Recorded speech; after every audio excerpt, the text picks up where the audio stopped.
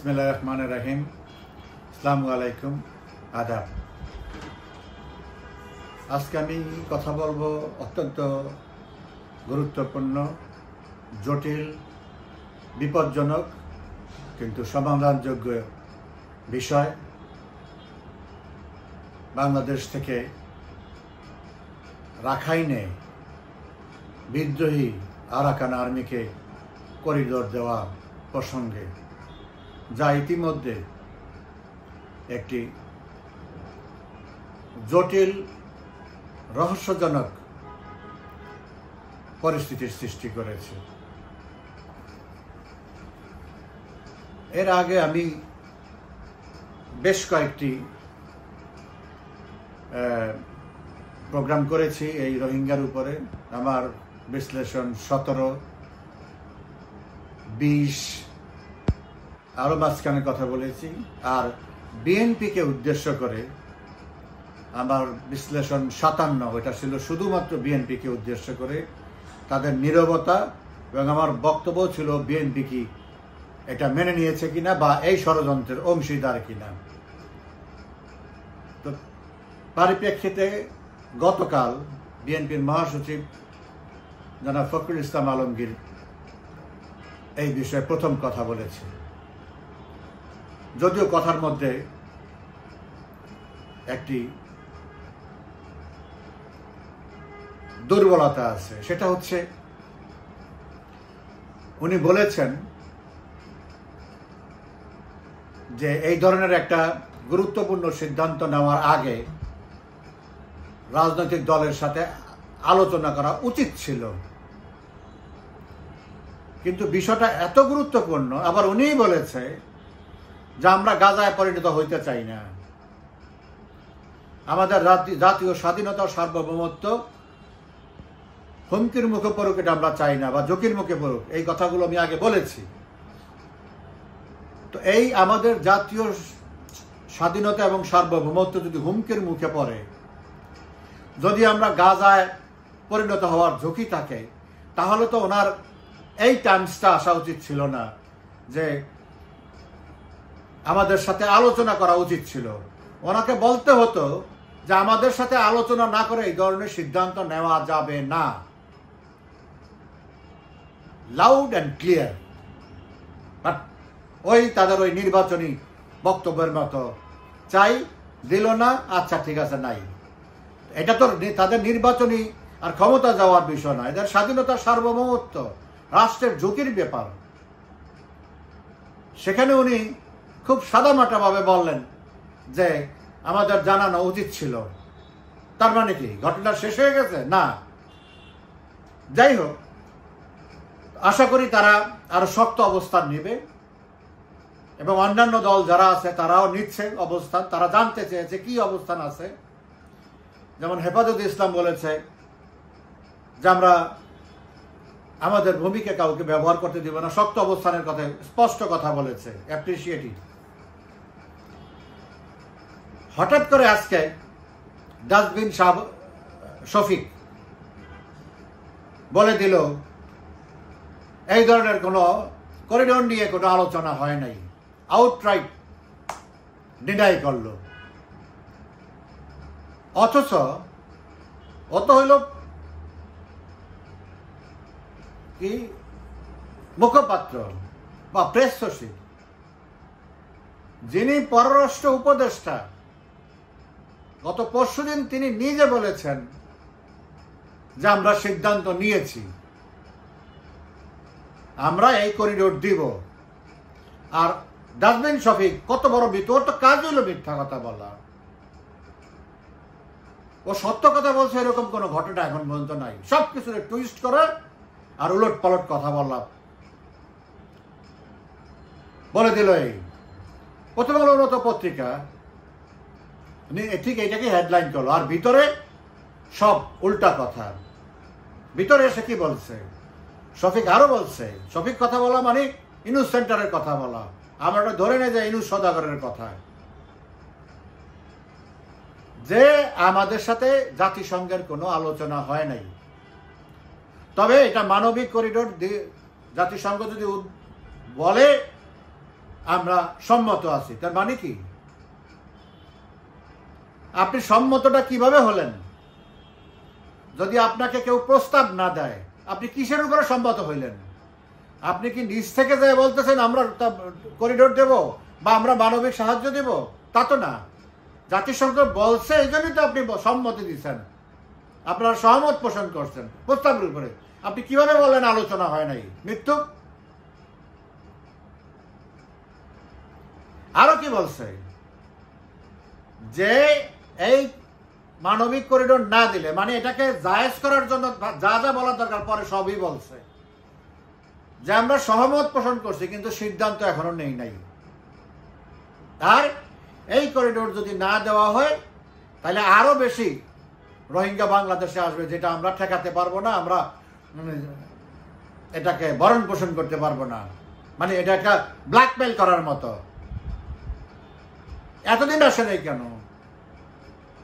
এই নিউজ বসার পরে, ক্ষমতা দখল করার পরে, তারপরে 1.5 লাখ আসছে। আজকে চিঠিতে বলছে, আজকে ইউএনএইচসিআর থেকে চিঠি দিয়ে বলছে যে 1,20,000-এর মতো নতুন ঢুকছে, তাদেরকে রেজিস্ট্রি করার জন্য, ক্যাম্প করে দেওয়ার জন্য তাদেরকে। আজকের খবর।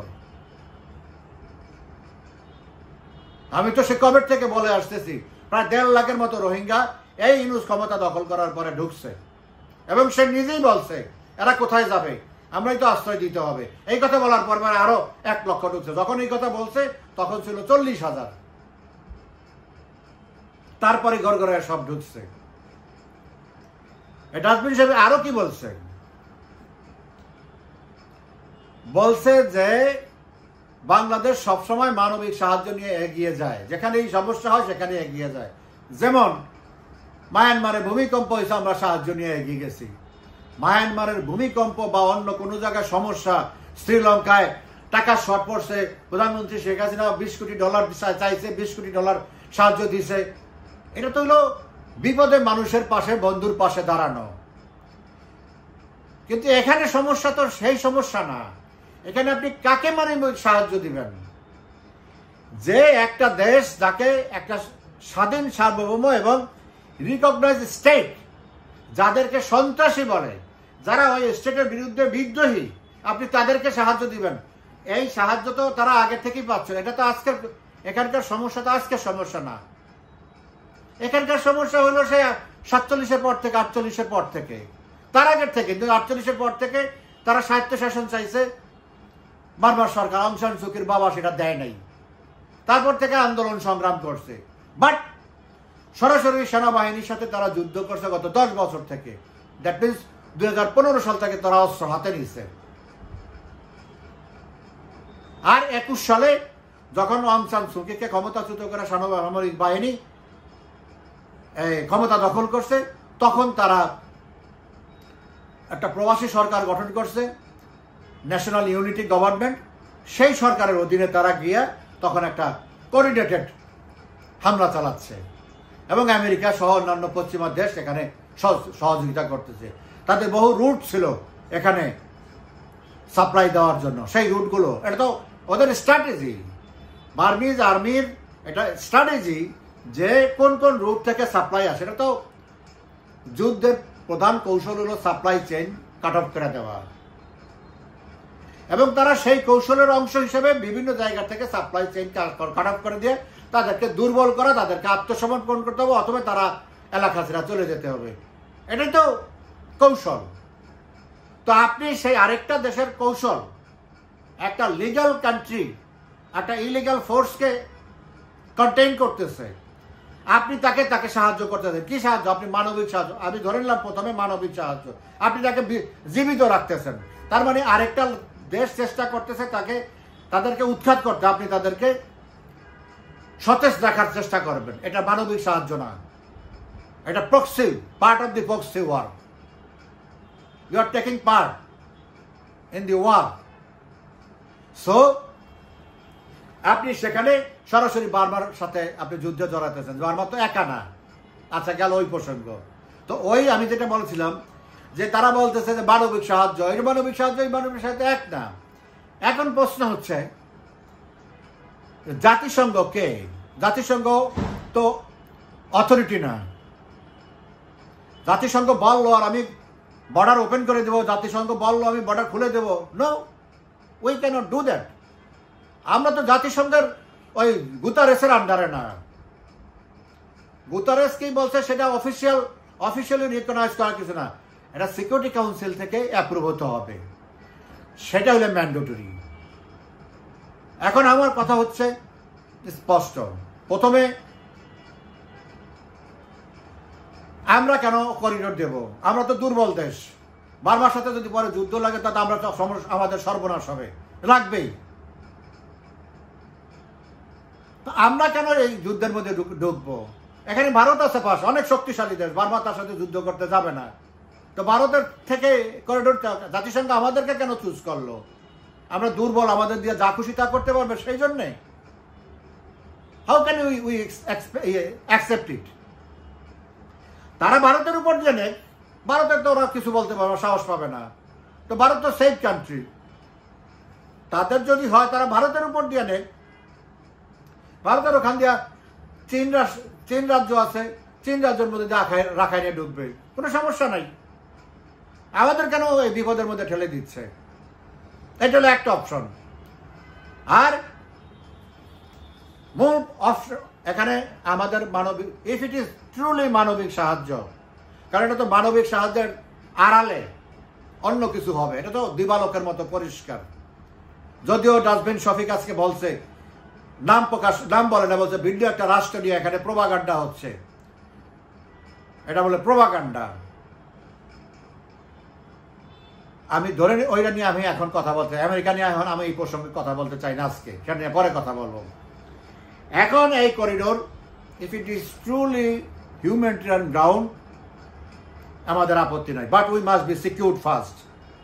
আমরা কোনো ঝামেলায় জড়াবো না, আমাদের কেন ব্লেম না দেয়, তাহলে এই কঠিন সমস্যা থেকে আমাদের উত্তরণের পথ কি? আমাদের উত্তরণের পথ দুইটা। একটা প্রধানমন্ত্রী শেখ হাসিনা জানেন এবং শুধু তার দ্বারাই সম্ভব, সেটা আমি আর এখন আলোচনা করছি না, সেটা উনি জানেন, উনি সেইভাবে বস্তুতে নিয়ে আসেন, সেটা উনি জানেন। বাট ওপেন যে অপশন আছে সেটা হচ্ছে জাতিসংঘ সিকিউরিটি কাউন্সিলে এটা পাস হতে হবে, যে বাংলাদেশকে অনুরোধ করবে জাতিসংঘ, ওটাকে জাতিসংঘ বলে। আর এখন হলো Guterres. So we are not bound to obey Guterres order or request. We are bound to obey Security Council's decision, resolution. So that is the only option এখন openly. যার কিন্তু তারা যাক, জাতিসংঘ যাক, আমাদের যারা দখলদাররা আছে তারা বলুক যে ঠিক আছে, জাতিসংঘ সিকিউরিটি কাউন্সিল সিদ্ধান্ত নেক, আমরা আমাদের ভূমি ছেড়ে দেব। তখন কি হবে? তখন এটা ম্যান্ডেটরি, তখন বার্মাও কিছু বলতে পারবে না, বিকজ জাতিসংঘ সিকিউরিটি কাউন্সিলের যে কোনো রেজুলেশন, সিদ্ধান্ত mandatory for all member countries, আর কারো কোনো সুযোগ নাই। তো তারা যদি সুযোগ পায়, আনুক ওখান থেকে পাস করায়, তাহলে তারা আমাদের কোনো সমস্যা নেই। তখন জাতিসংঘ আমাদের জাতিসংঘ বাহিনী এখানে থাকবে। জাতিসংঘের এইরকম দুর্যোগে ফোর্স থাকে, যেমন গাজা এখন হচ্ছে, যাকে রাফা ক্রসিং বলে, মিশর থেকে গাজায় ঢোকার জন্য যে ক্রসিংটা, সেটার নাম হলো রাফা ক্রসিং। ওখান দিয়ে ক্রস করতে হয়, জাতিসংঘের যে ত্রাণ যাবে, সে ত্রাণ ওই রাফা দিয়ে ক্রস করবে জাতিসংঘের তত্ত্বাবধানে। কিন্তু ইসরায়েল জাতিসংঘকেও বিশ্বাস করে না, যার জন্য ইসরায়েলি ফোর্স প্রতিটা ট্রাক, প্রতিটা ট্রান্সপোর্ট তারা তাদের টেকনোলজি দিয়ে চেক করে তারপরে ক্লিয়ার করে, বহু ট্রান্সপোর্ট ফেরত দিয়ে দেয়। তো ওই ব্যবস্থা এখানে থাকতে হবে, এখানে বার্মার প্রতিনিধি থাকতে হবে, যাতে তারা যেন তাদের টেকনোলজি দেওয়া, এখানে চায়নার প্রতিনিধি থাকবে স্বাভাবিকভাবে জাতিসংঘের সিকিউরিটি কাউন্সিল হলে, কিন্তু তারপরেও এখানে বার্মার প্রতিনিধি রাখতে হবে, যাতে আমাদের সাথে কোনো ভুল বুঝাবুঝি না হয় বার্মার সাথে। To clear our side, our mission, যে আমরা ট্রুলি এটা মানবিক সাহায্য যাচ্ছে কিনা, তখন জাতিসংঘের ওই সংস্থা এটা মনিটর করবে। বার্মা থাকতে চাইলে থাকবে, আর যদি বার্মা বলে না ওই বিলিভ ইন জাতিসংঘ প্রসিডিউর, নো প্রবলেম। সো এইটা হলো এখন পদ্ধতি। জাতিসংঘের গুতারেস আইসা ওনার সাথে কানে কানে আমেরিকার পানি পড়া দিয়া বলবে আর উনি দিয়ে দিবে, এই পদ্ধতিতে we cannot agree with this. So রাজনৈতিক দলগুলোকে এখন যেহেতু বলছে যে চূড়ান্ত সিদ্ধান্ত নেওয়ার আগে রাজনৈতিক দলের সাথে আলোচনা করবে, তো আমার অনুরোধ থাকবে সকল রাজনৈতিক দলের কাছে তারা যেন এই প্রশ্নটা উত্থাপন করে, okay we are ready to support with humanitarian goods, but it has to be come through security council. তাহলে কারো কোনো সমস্যা নেই, আমাদের কোনো সমস্যা নেই, কারোই কোনো সমস্যা নেই, বারবার এখানে কিছু বলার থাকবে না। তো এইটাই হইল সলিউশন, এবং এইটাই হইল ইন্টারন্যাশনাল নর্মস। ওই কানে কানে গুসুর গুসুর করে কোনো কিছু করতে গেলে আমরা বিপদে পড়বো। তার মানে এখানে ষড়যন্ত্র আছে, তার মানে অসৎ উদ্দেশ্য আছে, তার মানে এখানে প্রাণের সাইনবোর্ডে অস্ত্র যাবে। এটা আমরা আমাদের উপর দিয়ে আমরা এটা করতে দেব না। এটার মধ্যে জনগণ ইনভলভ হবে, জনগণ এটার মধ্যে আন্দোলন করবে, প্রয়োজনে এটাকে বানচাল করে দিবে এই ষড়যন্ত্র। So solution is it has to come through security council. এটাই হবে আমাদের রাজনৈতিক দলগুলোর একমাত্র চাওয়া। আর কোনো কিছু বেশি কাহিনী করার দরকার নাই, বেশি লিঙ্গার করার দরকার নেই, একটাই, okay go to security council, take it authorize from them, that's all. আর কোনো সমস্যা নাই। দেখি গুতারেস কি পারে। গুতারেসরা কোনো জায়গায় কোনো সমস্যা সমাধান এখন বন্ধ করতে পারে না, সমস্যা সৃষ্টি করা ছাড়া আর চোখ মুছা ছাড়া। গুতারেসের কথায় তো দেড় পৃথিবী চলে না। গুতারেসের কথায় একটা ইটও এদিক ওদিক নড়াচড়া করে না। এই লোকানকার কর্মচারী, হাই স্কেলের কর্মচারী, হাই পেইড কর্মচারী, দ্যাটস ইট। সো জাতিসংঘ মিন্স গুতারেস না, জাতিসংঘ মিন্স সিকিউরিটি কাউন্সিল। গুতারেস হল সার্ভেন্ট অফ দি নেশনস।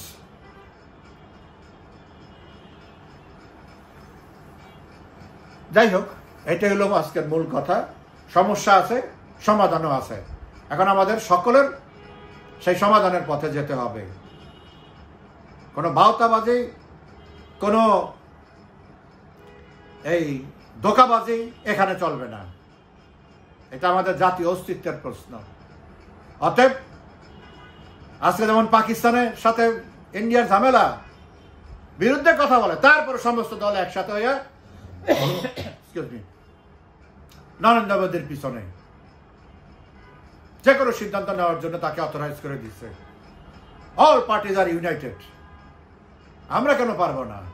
আজকে আমাদের এই জাতীয় দুঃসময়, জাতীয় অস্তিত্ব হুমকির সম্মুখীনের সময় আমাদের রাজনৈতিক স্বার্থ পাশে রেখে আমরা রাজনৈতিক স্বার্থ নিয়ে অবশ্যই কথা বলবো, একে অপরের সমালোচনা করব।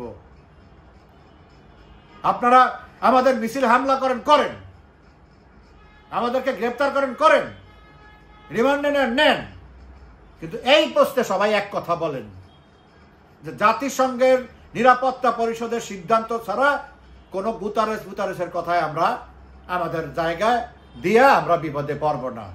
এটাই আমার শেষ কথা। ভালো থাকবেন আপনারা। ধন্যবাদ।